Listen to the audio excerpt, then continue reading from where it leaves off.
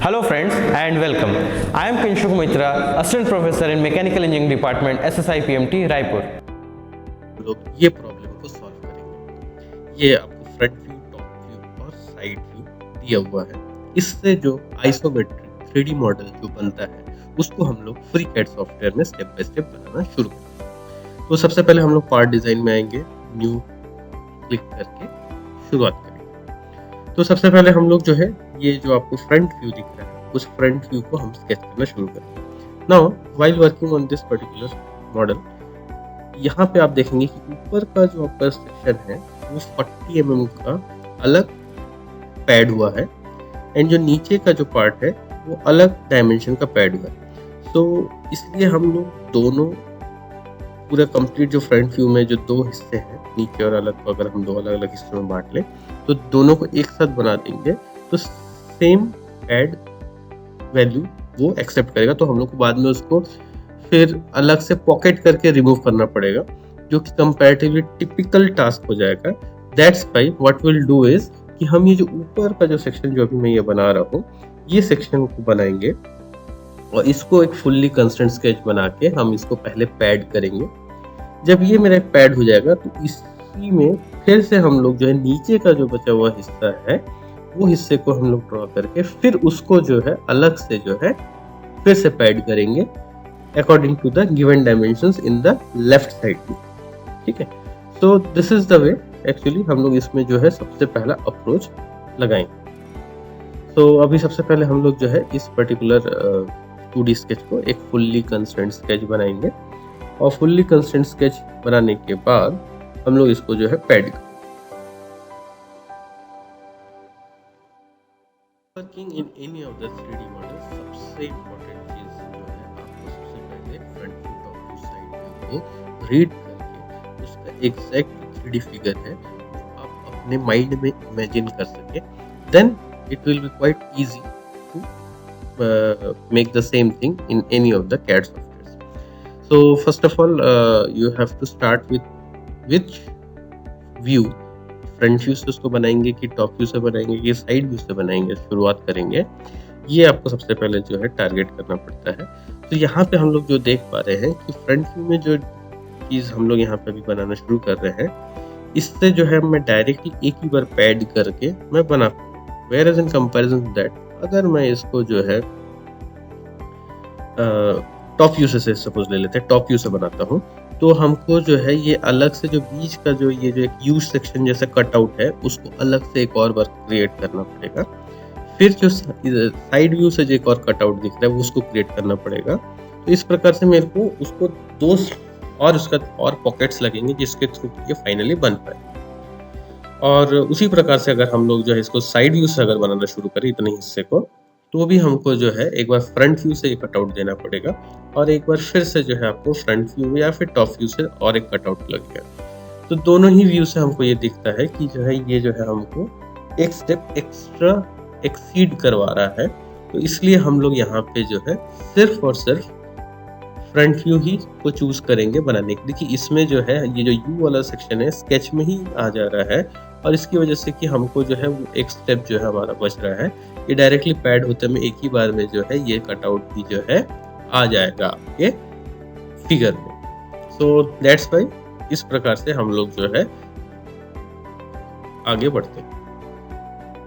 After getting this particular sketch fully constraint अब हम इसको जो है पैड करेंगे और पैड जो है हमको जो है इसमें कितना करना है ये हमको पता चलता है उसके साइड व्यू से। तो साइड व्यू में जो डायमेंशन मेंशन्ड है उसको जो हम पैड की वैल्यू मेंशन करेंगे और ओके करेंगे। नाउ यहाँ पे आप एक चीज ध्यान देंगे, जब भी आप एक और उसमें नया स्केच करने वाले हैं तो इस प्रकार से जो है आप अगर ओरिजिन में सिलेक्ट कर ले किसी प्लेन को तो आपको जो है प्रॉब्लम नहीं आएगा। अदरवाइज होता क्या है कि आप डायरेक्टली अगर जो है फिर से एक और क्रिएट बॉडी करके करेंगे तो वो एक नया बॉडी बनने लग जाएगा। नाउ अब फिर इस केस में क्या होगा कि आपको मॉडल ट्री में आपको दिखेगा कि जो है अलग अलग बॉडी बनते चला जाएगा। सिंस ये एक अलग एंटिटी के रूप में ट्रीट किया जाएगा और जो नया अब बनने वाला वो एक अलग एंटिटी के रूप में ट्रीट किया जाएगा। तो दो डिफरेंट बॉडीज में अगर आपको पॉकेट करना है तो वो पॉकेट जो है आपको रिजल्ट में नहीं दिखेगा। दैट्स व्हाई अगर आप उसी ओरिजिन में वहां पे जाके सिलेक्ट करके स्केच करेंगे तो उसी बॉडी के ही अंदर एक और पार्ट बनेगा, सेम एंटिटी होगा, तो पॉकेट जैसी चीजें रिजल्ट होंगी। जब तक आप जो है नया पार्ट बनाते जाएंगे, यानी कि पैड, रिवॉल्व, स्वीप ऐसे टूल्स को यूज करेंगे, आपको न्यू बॉडी से फर्क दिखेगा नहीं। लेकिन जैसी आप जो है इस एक बॉडी को बना लिया आपने और उसी बॉडी में क्रिएट बॉडी करके एक नया बॉडी बना रहे हैं और उसको जो है पॉकेट या जो है यानी कि रिमूव मटेरियल करना चाह रहे हैं, ऐसे केस में आपको जो है दिखेगा कि जो है वो जो है रिजल्ट आपको जो है नहीं मिल रहा है। इसके पीछे का रीजन सिर्फ यही है कि आपको जो है क्रिएट बॉडी नहीं करना है, आपको हर बार जो है वहां पे ओरिजिन में जाके जो है वहां पे उसको ओपन करके वहां से सिलेक्ट करके जो है आगे बढ़ना है, ताकि जो है न्यू बॉडी न क्रिएट हो जाए। Now in this rest of the dimensions हम लोग जो यहाँ पे जो है डिस्प्ले में है उसको जो है हम यहाँ पे मेंशन करेंगे। कंप्लीटली इसको जो है फुल्ली कंस्ट्रेंट स्केच बनाएंगे और फिर इसको भी जो है हम पैड करेंगे। जैसे कि मैं बता रहा था कि इसको जो है 2 हिस्से में हम पैड करने वाले, तो ये जो है इसका नीचे का हिस्सा जो हमारा था उसको जो हम एक फुल्ली कंस्ट्रेंट स्केच बनाएंगे और इसको भी जो है हम पैड करेंगे। तो एक जो है हम लोग जो यहाँ पे इसको जो है वर्टिकल एक्सिस के अबाउट सिमेट्री कर देंगे, तो जो है दोनों तरफ बराबर बराबर जो है डिस्टेंस में इक्वलाइज्ड वे में बढ़ जाएगा। और साथ में जो है आपका ये जो नीचे जो ट्रायंगल जैसा हिस्सा जो बन रहा है, तो उसका जो एपेक्स पॉइंट है उसको जो है हम एग्जैक्टली जो है वर्टिकल एक्सिस पे लाई करवा देंगे। इससे भी जो है हमारा जो है ये चीज सेट हो जाएगा। एंड वन मोर थिंग, ये जो दोनों वर्टिकल लाइंस है, इन दोनों वर्टिकल लाइंस को इक्वल कर देंगे।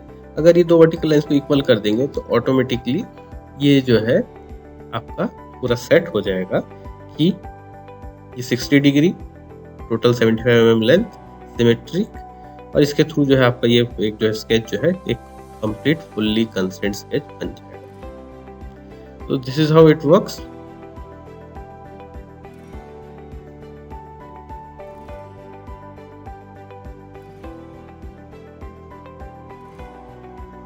तो अभी आपका फुल्ली कंस्ट्रेंट स्केच बन चुका है। Now will get out of this particular 2D sketching environment और हम इसको जो है पैड करेंगे। तो ये पैड की वैल्यू हमको जो है लेफ्ट साइड व्यू से देखने को मिल जा रही है। ये जो है हम सम टोटल जब करेंगे तो ये जो आपका 20 mm आता है। यहाँ पे जो है आपको अलग अलग जो है स्प्लिट में दिया हुआ है 12.5 और 7.5। इन दोनों को जो समेशन करेंगे तो आपको जो है 20 mm की वैल्यू आ जाती है। फिर से जो है अब हम लोग जो है यहाँ पे अब सिर्फ रिमूव मटेरियल का काम बच गया है, चाहे ऊपर के जो टॉप वाले पार्ट में हो या चाहे आपका जो है नीचे वाले बॉटम पार्ट में हो। तो अब हम लोग जो है यहाँ पे रिलेटेड पीछे से सामने से आपको जो फ्रंट व्यू से जो ये आपको दिख रहा है लाइन बना हुआ, इसको जो कि आप टॉप व्यू से भी देख सकते हैं कि आपको जो है टॉप व्यू में नीचे यहाँ पे जो एक अगेन एक यू शेप जैसा शेप जो है बना हुआ दिख रहा है। ये वाला शेप को जो है हम यहाँ पे बना के जो है कट आउट करेंगे और इसी चीज को जो है आप अगर साइड व्यू में देखेंगे तो ऊपर में जो है आपको साइड में जो है अलग से जो है आपको यहाँ पे भी एक डॉटेड लाइन जो है आपको बना हुआ है। तो ये तीनों चीज जो है एक ही चीज को रिप्रेजेंट कर रहा है और हम इसी चीज को जो है अभी हम लोग जो है बनाने वाले हैं। तो ये स्केच को भी हमने इस तरह से फुल्ली कंस्ट्रेंट स्केच बना दिया। अब हम इसको जो है पॉकेट कर देते हैं। तो यहाँ पे इस तरह से ये जो है पॉकेट हो रहा है। दैट्स ये आपका पॉकेट बन गया। नाउ अब हम जो है नेक्स्ट रिमूव मटेरियल की ओर जाएंगे। यहाँ पे ये जरूरी नहीं है कि आप जो है यहाँ पे एक्जैक्टली कोई प्लेन को यहाँ पे चूज करें, बट एक्चुअली जो है आप यहाँ पे चाहे तो किसी एक सरफेस को भी चूज करके बना सकते हैं। Only thing is needed that कि आप यहाँ पे क्रिएट बॉडी करके जो है नया बॉडी ना बनाए। तो अब यहाँ पे हमने फिर से जो है यहाँ पे क्रिएट स्केच ऑप्शन को चूज कर लिया है और अब हम यहाँ पे जो है एक सर्कल बना के जो सर्कुलर कटआउट जो कि आपको फ्रंट व्यू में जो है बीच में जो है डॉटेड जो है एक बीच में एक्सिस बना के जो है दोनों ऊपर नीचे दोनों तरफ डॉटेड बनाया गया है। ये सर्कल जब भी जो है पैड होता है या पॉकेट होता है तो उस सर्कल की जो है जो सेंटर पॉइंट होती है वो एक जो है सिलेंडर के फॉर्म में बन जाती है जब भी वो पैड होगा तो, और उस सिलेंडर का एक पर्टिकुलर एक्सिस होगा जो कि सर्कल का सेंटर पॉइंट होगा। तो वो एक्सिस और ये डॉटेड लाइन शो कर रहा है कि यहाँ पे पॉकेट हुआ है। यही सेम चीज़ को जो है आप यहाँ पे टॉप व्यू में भी देख सकते हैं, और साइड व्यू में आपको जो है सर्कल का डाया देखने को मिल जाता है, और उसकी position with respect to X Y क्या है वो भी देखने को मिल जाती है। क्योंकि हमने यहाँ पे सब सिमेट्रिक किया हुआ था, तो इसलिए हम डायरेक्टली उसको जो है हॉरिजॉन्टल एक्सिस पे लाई करा के आगे बढ़ सकते हैं। तो इस प्रकार से जो है हम इसको भी जो है पॉकेट कर सकते हैं। आप चाहे तो इवन यहाँ पे होल टूल को भी चूज कर सकते थे, और होल टूल की मदद से भी सेम होल को क्रिएट कर सकते थे। तो both ways it is going to result the same. Now अब हमने जो, क्योंकि यहाँ पे जो है इसको जो है एंड तक पूरा आगे तक पूरा कट आउट करना था, तो इसको हमने थ्रू ऑल ऑप्शन करके जो है इसको पूरा आगे तक जो है आउट कर दिया। नाउ अब हम लोग जो है आगे नेक्स्ट देखेंगे कि और कौन सा चीज बचा हुआ है। तो आप देख सकते हैं कि साइड व्यू में जो है आपको यहाँ पे फिर से अगेन जो है एक छोटा सा कटआउट दिख रहा है, जो कि यहाँ पे फ्रंट व्यू में आप अगर जो है उसको नीचे हिस्से में देखें तो यहाँ पे एक जो है ट्राइंगल के पास जो है एक लाइन बनी हुई दिख रही है।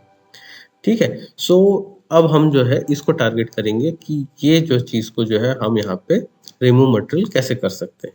तो इसके लिए जो है हम फिर से जो है टारगेट करेंगे प्लेन को, क्योंकि यहाँ पे हमको जो है ये जो ट्रायंगल जैसा जो पार्ट बना है ये एक इंक्लाइंड सरफेस है। अगर इन इंक्लाइंड सरफेस पे हमने ये रेक्टेंगल ड्रॉ करके स्केच किया तो वो जो है उसी के परपेंडिकुलरली वो प्रोसीड करेगा, जिसकी वजह से कि जो है आपको जो फ्रंट व्यू में जो आपको जो स्ट्रेट लाइन दिख रही है ट्रायंगल के जहाँ पे 60 डिग्री मेंशन्ड है, यहाँ पे जो स्ट्रेट लाइन वो स्ट्रेट लाइन ना बन के वो एक उसी एंगल के हिसाब से 60 डिग्री एंगल के हिसाब से इंक्लाइंड वे में कटा हुआ दिखेगा। तो इसलिए यहाँ पे बहुत जरूरी था कि हम जो है बीच का जो प्लेन है यानी कि जो साइड प्लेन है उस साइड प्लेन को चूज करके उसमें जो है स्केच करें। मैं अभी जो चीज़ बताना चाह रहा हूँ ये चीज़ अगर आप खुद कर रहे हैं तो आप खुद भी जो है एक बार चाहें तो जो ये जो ट्रायंगल वाला जो इंक्लाइंड सरफेस है उस इंक्लाइंड सरफेस को सिलेक्ट करके आप उसमें जो है स्केच करके पैड करके देख सकते हैं। रिजल्टेंट आपको समझ में आ जाएगा कि क्या डिफरेंस आ रहा है।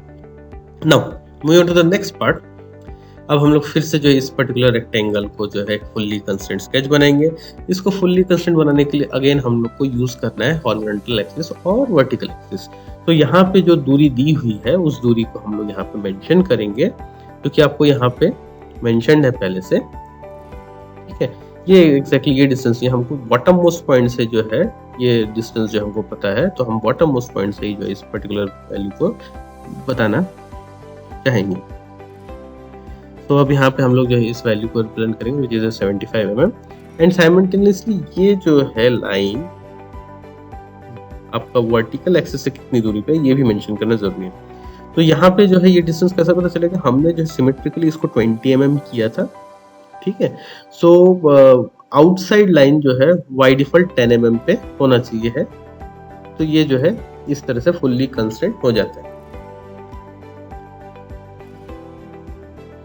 तो इस प्रकार से जो है अब हम इसको जो है दोनों तरफ इसको जो है करना पड़ेगा हमको पैड, इसलिए हम लोग यहाँ पे चूज करेंगे 2 डायमेंशंस, बिकॉज यहाँ पे जो है दोनों तरफ थ्रू ऑल ऑप्शन तो नहीं आता है, दोनों तरफ 2 डायमेंशन करने से दोनों तरफ डायमेंशन की वैल्यू ही देनी पड़ती है।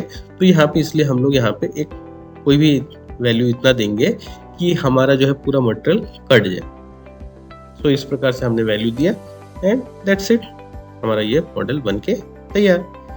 तो this is how it works. That's it for today. Okay, thank you.